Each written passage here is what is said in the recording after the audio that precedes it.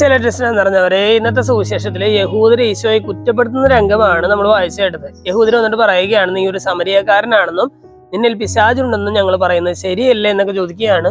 ഈശോ അവർക്ക് മറുപടി നൽകിക്കൊണ്ട് ആ കൂട്ടത്തിൽ ഈശോ വളരെ മനോഹരമായിട്ടുള്ളൊരു വചനം പറഞ്ഞു വെക്കുകയാണ്.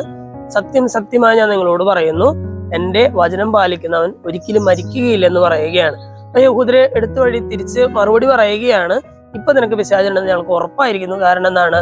അബ്രഹാം മരിച്ചു, ഞങ്ങളുടെ പൂർവ്വപിതാക്കന്മാര് മരിച്ചു, എന്നിട്ട് നിന്റെ വചനം പാലിക്കുന്ന ആരും മരിക്കുകയില്ല എന്ന് നീ പറയുന്നു എന്ന് പറയുകയാണ്. സ്നേഹമുള്ളവർ, ഇന്നത്തെ വചനം വായിച്ചു കഴിയുമ്പോൾ നമ്മൾ മനസ്സിലാക്കേണ്ട ഒരു കാര്യം, ദൈവവചനത്തെ അതിൻ്റെതായ രീതിയിൽ നമ്മൾ മനസ്സിലാക്കിയില്ലെങ്കിൽ വരാവുന്ന ഒരു ഭവിഷ്യത്ത് ഇന്നത്തെ സുവിശേഷത്തിൽ നമ്മൾ കാണുകയാണ്, അല്ലെ? ദൈവവചനം പറയുന്ന ദൈവപുത്രനെ തന്നെ പിശാചുള്ളവൻ എന്ന് വ്യാഖ്യാനിക്കാൻ പോലും ഇത് കാരണമാകും എന്ന് ഇന്നത്തെ സുവിശേഷ നമ്മളെ പഠിപ്പിക്കുകയാണ്. ദൈവവചനത്തിന്റെ യഥാർത്ഥ അർത്ഥം നമ്മൾ മനസ്സിലാക്കുന്നുണ്ടോ?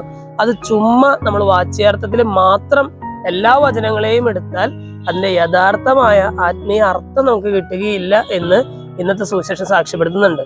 സ്നേഹമുള്ളവർ, ഈ സുവിശേഷ ഭാഗം വായിച്ചു കഴിയുമ്പോൾ ദൈവവചനത്തെ കുറിച്ച് കൂടുതൽ മനസ്സിലാക്കാനും ദൈവവചനം പഠിക്കാനും അതിനെക്കുറിച്ച് കൂടുതൽ നന്നായിട്ട് അതിന്റെ അർത്ഥം മനസ്സിലാക്കി ജീവിതത്തിൽ പ്രാവർത്തികമാക്കാനുള്ള ഒരു കൃപയ്ക്കായിട്ട് നമുക്ക് പ്രാർത്ഥിക്കാം. ദൈവം നമ്മെല്ലാവരെയും സമൃദ്ധമായിട്ട് അനുഗ്രഹിക്കും.